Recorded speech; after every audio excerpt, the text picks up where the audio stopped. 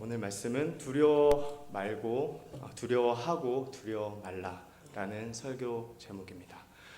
제가 얼마 전 순천에 사는 저희 신대원 기숙사 한 전도사님께서 식사를 대접하시겠다고 하셔가지고 당일치기로 여수 그리고 순천 그쪽으로 여행을 다녀온 적이 있습니다.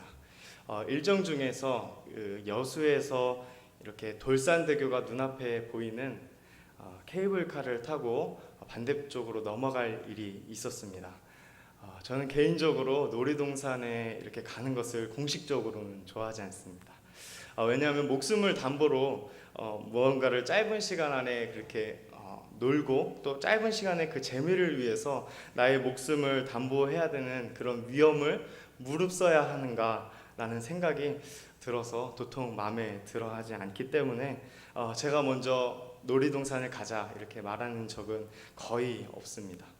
그런데 이 여수 케이블카를 탔는데 그 케이블카에서 내려다보는 그 위치가 어찌나 높던지 마치 제가 무서운 놀이기구를 타는 듯한 느낌을 받았습니다. 타고 있는 내내 가슴이 정말 콩닥콩닥 조마조마했습니다. 그런데 하지만 케이블카에서 내렸을 때 저도 모르게 와 정말 재밌었다, 정말 절경이었다, 이렇게 제가 그 전도사님께 이야기하고 있는 제 자신을 발견했습니다. 이런 것을 전문 용어로 무엇이라고 합니까? 네, 모순이라고 합니다. 이런 모순은 우리 주위에서 어렵지 않게 찾아볼 수 있는데요. 아까 말씀드렸던 놀이기구를 타러 가자고 우리 어린아이들이 이렇게 조를 때가 있지요. 우리 그런 어린아이들을 두신 우리 부모님들은 제 말을 더 잘 이해하시리라 생각합니다. 간절히 그 아이가 원해서 놀이동산을 데려갔습니다. 그런데 정작 데려가니까 어린아이가 무엇이라고 합니까? 아빠, 엄마, 할머니, 할아버지 저 무서워요. 같이 타주세요. 그렇게 졸라서 결국에는 저는 타기 싫은데 같이 타고 그렇게 혼자는 절대 못 타겠다고 하는 우리 아이들, 그렇게 많아봐야 두세 개를 타고 이제 놀이동산에 나올 때 아이들은 무엇이라고 합니까? 너무 아쉽다, 너무 조금밖에 못 탔어요, 너무 아쉬워요, 이렇게 말하는 아이의 심정 이해가 가시는지요? 이런 것도 어떤 두려움과 기쁨이 그 아이의 마음에 공존하는 이 마음을 어떻게 표현할 수 있을까요? 똑같은 단어로 모순이라고 말할 수 있겠습니다. 그렇다면 이것은 어떨까요? 우리 저와 같이 남성 동지 여러분 한번 상상해 보십시오. 우리 1년에 단 한 번뿐이 우리 사모님, 여자친구 혹은 여자친구의 생일이 점점 다가오고 있습니다. 네, 미리 우리에게 이야기를 하죠. 내 생일 때 아무것도 챙겨주지 않아도 돼. 아무것도 바라지 않으니까 괜히 마음에 부담 갖지 마. 이렇게 이야기를 합니다. 사랑하는 여자친구나 아내가 이렇게 이야기할 때 우리 남자 동지 여러분들은 정말 그 말이 그러한지 상고해 보아야 합니다.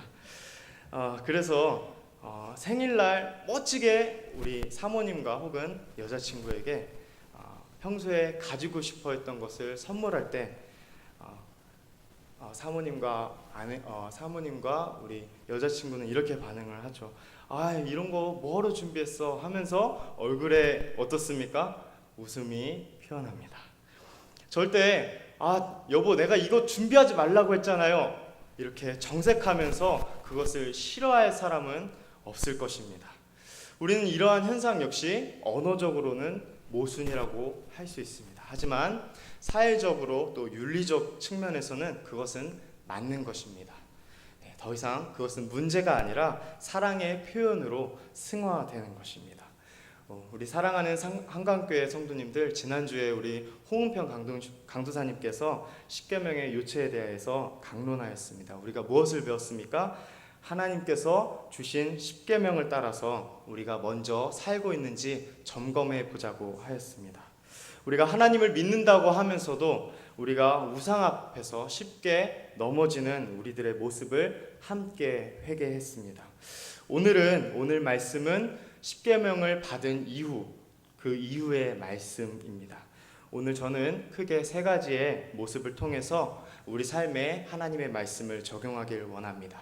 첫 번째, 하나님이 어떤 모습으로 임재하셨는지. 두 번째, 이스라엘 백성들은 모세에게 어떤 요구를 했는지. 세 번째, 이스라엘 백성의 요구에 대한 모세의 응답은 어땠는지를 통해서 하나님의 뜻을 함께 살펴보고자 합니다. 먼저 첫 번째입니다. 하나님이 어떤 모습으로 임재하셨습니까?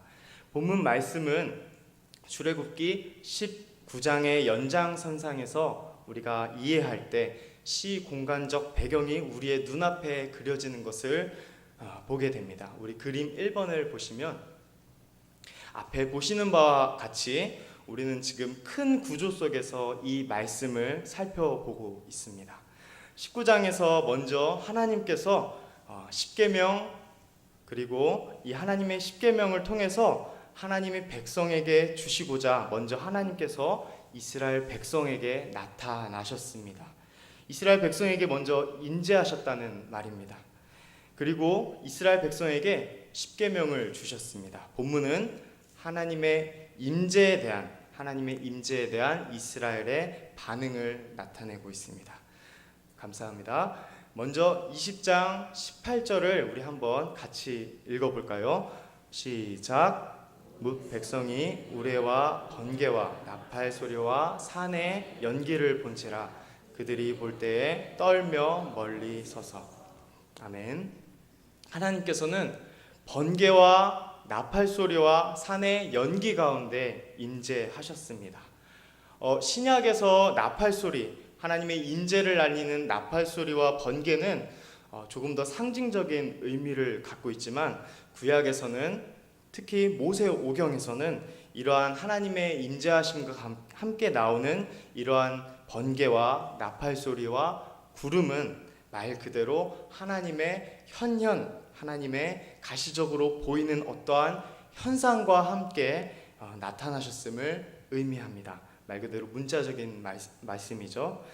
민수기 9장 19절에서 17절에 보면 불, 구름 기둥으로 이스라엘 백성과 함께 계심을 드러내셨습니다.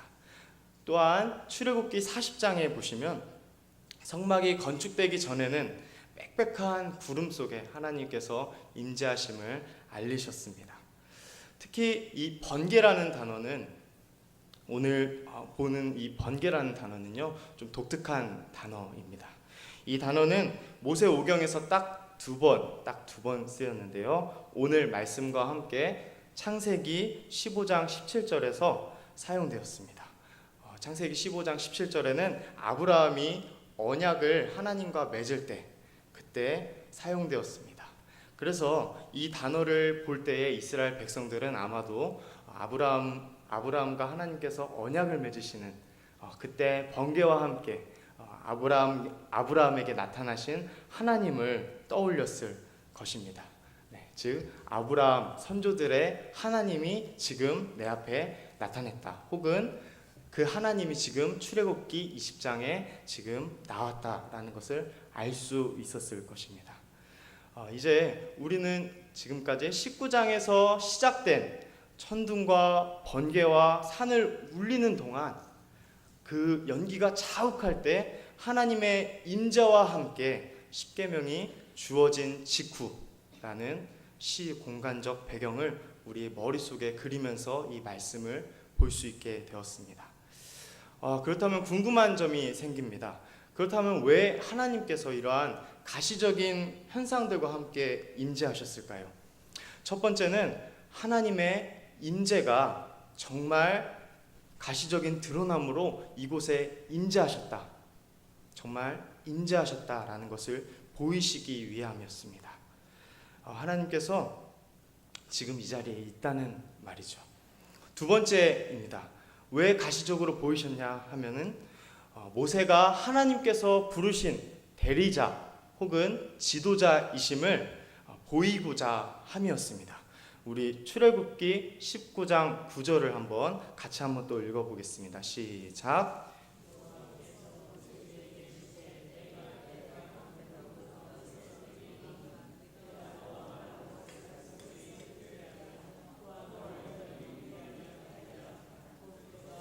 백성의 말을 여호와께 아뢰었으므로.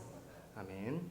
빽빽한 구름 가운데서 내게 임함은 내가 너와 말하는 것을 백성들이 듣게 하며 또한 너를 영영히 믿게 하려 함이라 라고 말씀하셨습니다. 아멘. 제가 개인적으로 지금 이 말씀에서 정말 많은 은혜를 받았습니다. 왜냐하면 유년부 설교 본문이 지금 모세의 이야기이기도 합니다. 출애굽기 4장에서 하나님과 모세가 이렇게 대화를 하는 장면이 나옵니다. 모세가 그렇게 이야기합니다. 하나님께, 하나님, 저는 말주변도 없고 입도 둔하고 뻣뻣하여서 저는 이스라엘 백성에게 갈 수 없습니다. 계속 그렇게 자신이 합당한 자가 아니라면서 자꾸 그렇게 항변을 하는 장면이 나옵니다. 그런데 하나님께서는 무엇이라 말씀하셨습니까? 하나님께서는 너에게 능력을 주시겠다고 하시면서 지팡이가 뱀이 되게 하시는, 그리고 또 강이 피로 변하게 하는, 그리고 문둥병이 손에 넣었을 때 문둥병이 생기고 또 다시 넣었을 때 새살이 돋아나는 그러한 능력을 하나님께서 주셨습니다. 그뿐만 아니라 모세를 대변할 수 있는 아론을 하나님께서 붙이셨음을 봅니다.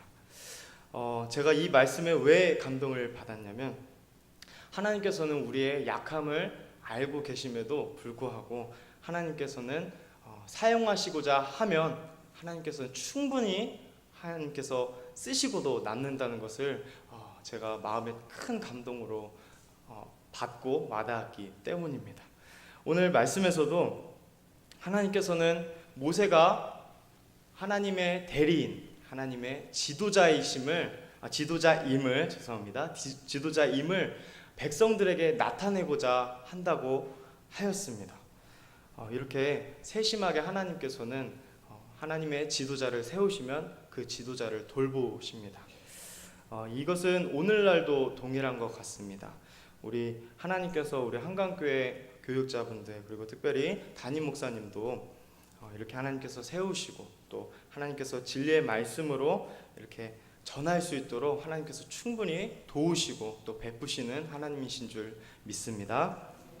그래서 우리 가운데 하나님의 임재 가운데 저분을 통해서 정말 하나님이 살아계시는구나, 하나님께서 정말 저분을 통하여 일하시는구나 라는 것을 알게 하십니다. 세 번째입니다. 가시적인 현상들과 함께 하나님께서 임재하신 세 번째 이유는 하나님께서 이스라엘 백성들을 보호하시고자 함이었습니다. 하나님의 영광의 광채를 어느 정도 가려서 하나님의 타오르는 화염과 그러한 광채로부터 보호하는 기능을 한 것으로 보입니다. 우리 출애굽기 19장 2절을 보시면 하나님께서 거룩한 하나님의 영광을 직접 보려고 하다가 죄인들인 이스라엘 백성들이 죽을까 염려하시는 우리 하나님의 말씀이 나오고 있습니다. 그뿐만 아닙니다. 출애굽기 33장 34절 35절에 보면 하나님을 대면함으로 묻은 하나님의 그 광채를 이스라엘 백성들은 두려워했습니다. 그래서 모세 역시 하나님의 그 영광의 광채를 수건으로 가렸다고 했습니다. 그래서 정리하면 하나님이 왜 가시적인 현상과 함께 하나님이 임재하셨습니까?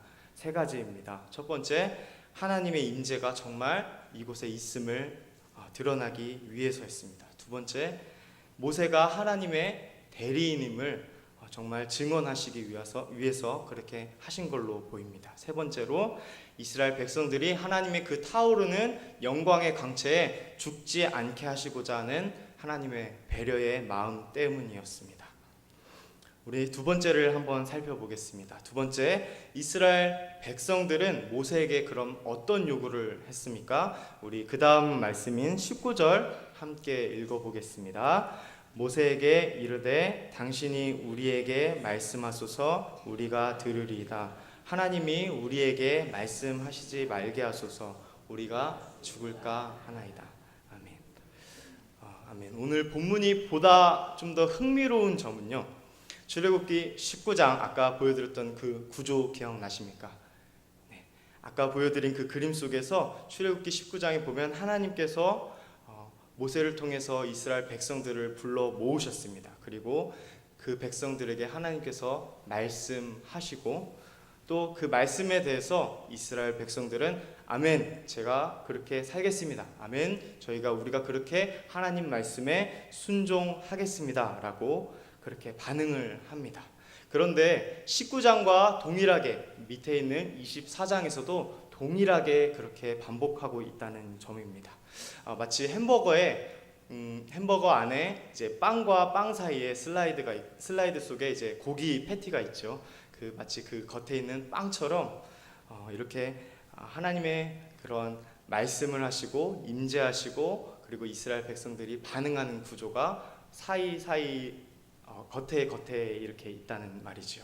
그런데 오늘 말씀은 그 사이의 중심부에 위치해서 하나님과 이스라엘 사이의 언약 체결과 함께 십계명 이후에 그 변화가 어느 정도 있음을 보게 됩니다. 어떤 차이입니까? 십계명은 하나님께서 직접 말씀하셨습니다. 그렇지만 오늘 19절 말씀처럼 이스라엘 백성은 모세에게 요구를 합니다. 이스라엘 백성들은 하나님이 직접 말씀하시는 것을 두려워했습니다. 그래서 모세를 통하여서 하나님의 말씀을 듣기를 원했습니다. 그래서 오늘 말씀 이후에는 하나님께서 모세를 통하여서 말씀하시는 것을 보게 됩니다. 아마도 이스라엘 백성들은 직접 하나님의 말씀인 십계명을 들었을 때 여러 가지 구름과 또 번개와 나팔 소리와 함께 하나님께서 그렇게 등장하셨을 때 자연스럽게 이스라엘 백성들은 두려워 떨 수밖에 없었을 것입니다. 하나님의 그 거룩한 위압감은 사람들을 충분히 두려워 떨게 하고도 남을 그러한 위압감이었을 것입니다. 생명의 위협을 느낄 정도의 그런 두려움 말입니다. 그래서 이스라엘 백성들은 모세에게 중재자가 되기를 요구했던 것입니다. 그렇다면 이 두려움의 성질은 과연 무엇일까요? 오늘의 나와 그렇다면 이 말씀이 어떤 상관이 있을까요? 우선 이 두려움은 참된 신앙의 본질상 이 두려움은 꼭 필요하다는 것을 말씀드리고자 합니다. 이 두려움의 성질은 참된 하나님을 향한 인간의 반응입니다. 그 안에 핵심은 거룩인데 거룩은 조금 이따가 더 살펴보도록 하겠습니다. 혹시 우리 성도님들께서는 하나님의 임재에 완전히 압도돼서 자신이 산산이 해체되는 듯한 그러한 경험을 하신 적이 있으십니까? 성경에서 하나님을 두려워하는 그러한 두려움을 보여주는 인물들을 한번 보시면 먼저 모세 역시 출애굽기 3장에서 떨기나무 속에서 하나님을 만났을 때 두려워했습니다. 이사야는 스랍들이 하나님의 거룩함을 이야기할 때 화로다 나여 라고 하며 두려워했습니다. 그뿐만이 아닙니다. 다니엘과 요한계시록의 요한도 두려워했습니다. 이 두려움은 하나님을 향한 두려움입니다. 저희 학교의 한 교수님께서 이 두려움을 그래서 이렇게 표현했습니다. 죄인인 인간에게 나타나는 불가항력적인 두려움이라고 표현했습니다. 정말 맞는 말입니다. 인간은 하나님의 거룩하심과 어미하신 하나님의 임재 앞에 완전히 압도되어서 하나님을 두려워하지 않을 수 없는 존재입니다. 그렇게 믿으십니까? 네, 아멘. 감사합니다. 이 두려움의 체험은 우리에게 실질적이고 또 효과적인 효과로 신앙의 긍정적인 요소가 되기로 합니다. 왜냐하면 하나님을 두려워함으로 하나님께 대하여 범죄하지 않도록 하기 때문입니다. 우리 성도님들과 저는 그래서 매일매일 삶 속에서 하나님을 두려워해야 합니다. 정리하면 이스라엘 백성들은 모세에게 어떤 요구를 하였습니까? 생명의 위협을 느낄 정도의 하나님의 그 거룩함 앞에, 하나님의 그 말씀 앞에 두려워해서 모세가 중재자가 되기를 요구하였습니다. 마지막 세 번째입니다. 이스라엘 백성의 요구에 대한 모세의 대답이 무엇이었습니까? 이스라엘 백성의 요구에 대한 모세의 대답이 무엇이었습니까? 우리 한번 20절을 한번 같이 읽어보도록 하겠습니다. 모세가 백성에게 이르되 두려워하지 말라. 하나님이 임하심은 너희를 시험하고 너희로 경외하여 범죄하지 않게 하려 하심이니라. 아멘. 하나님을 두려워하는 이스라엘 백성에게 모세는 먼저 두려워하지 말라고 합니다. 두 가지 때문입니다. 두 가지 이유 때문입니다. 하나는 너희를 시험하기 위해서 하나님이 인재하는 것이기 때문입니다. 다른 하나는 너희 앞에 하나님을 향한 경외가 있도록 하여서 하나님 앞에서 너희가 죄를 짓지 않게 하기 위함이라고 합니다. 이 여기서 경외, 우리 한글에서 나온 이 경외는 앞에 나와 있는 두려워 말라와 같은 동일한 단어로 쓰여 있습니다. 히브리 원어로 보면은 동일한 원어로 쓰여 있는데요. 사실 처음 나와 있는 너희를 시험하게 하기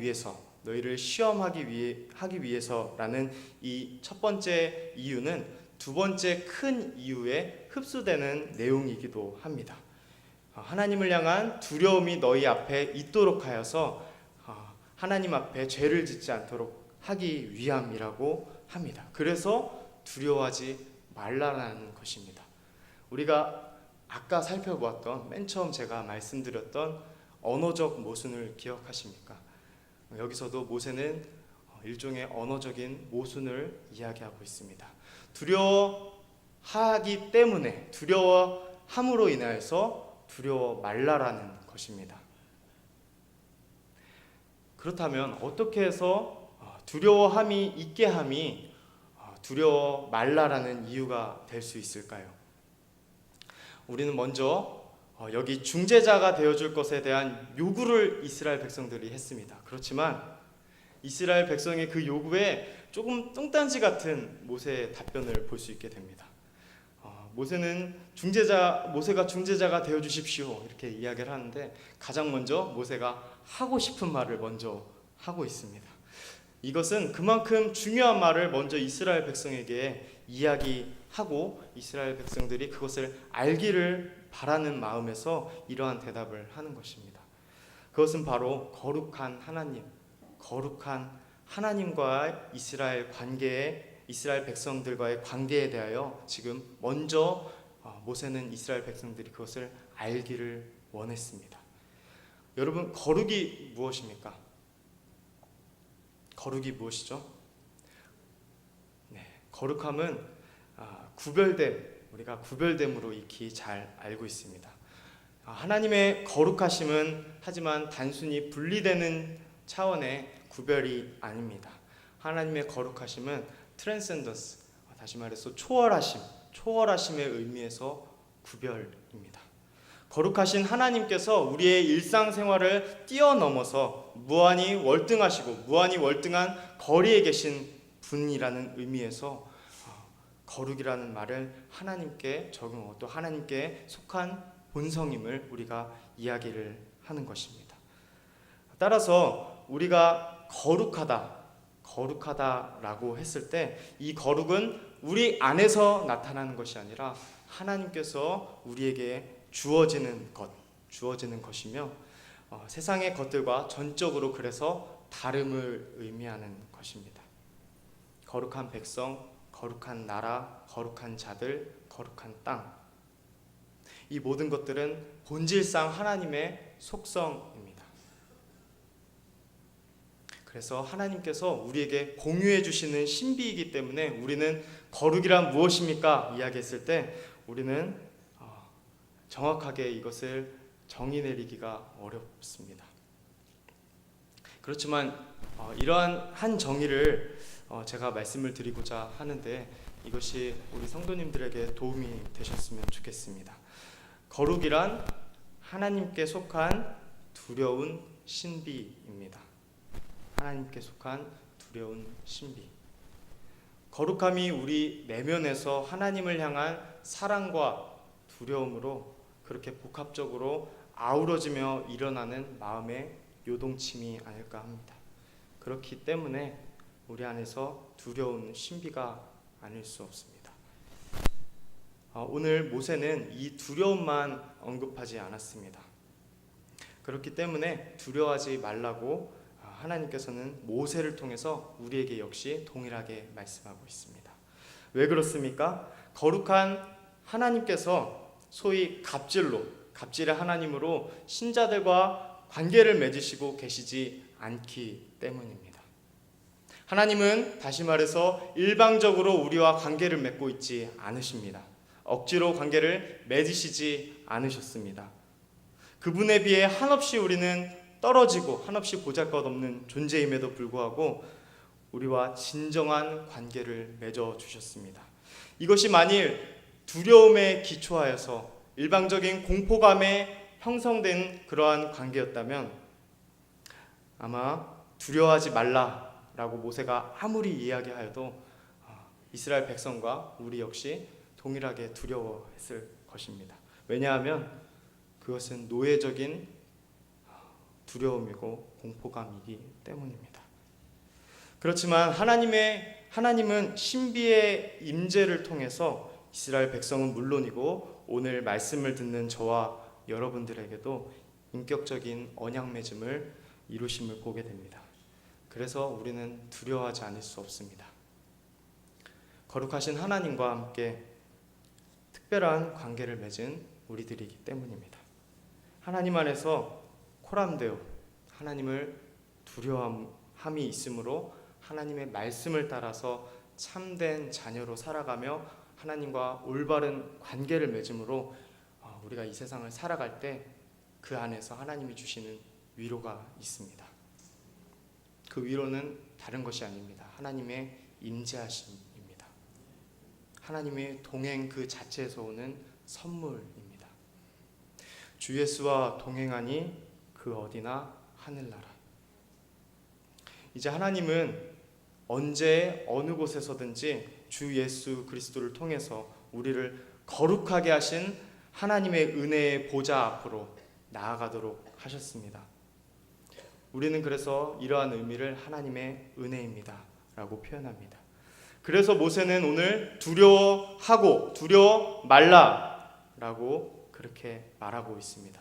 이것은 영광의 모순입니다. 우리 삶에도 주어지는 영광의 모순입니다. 하나님의 신비이기 때문에 영광의 모순이라고 말할 수 있습니다. 이 영광의 모순은요, 이스라엘 주 예수 그리스도 그 예수님 자신에게서도 살펴볼 수 있습니다. 예수님께서 이 땅에 만왕의 왕이심에도 불구하고 섬기는 종의 모습으로 오셨습니다. 짧은 그 기간의 공생애 가운데 그 사역을 마지막은 죽으심으로 초라하게 마무리되는 것으로 보입니다. 그를 박해하는 세력들과 사탄의 세력들은 아마 그것을 보고 우리가 이겼구나 아마 그렇게 비추어졌을 것입니다. 그러나 그들은 몰랐습니다. 이 모든 것이 하나님께서는 피조물이요 죄인들인 우리들을 위해서 성자 예수님 자신의 몸을 그 크고 중한 죄값을 대신해서 대속제물로 주시고자 계획하셨고 그 계획을 이루시기 위해서 십자가 사건을 하나님께서 이루심을 몰랐을 것입니다.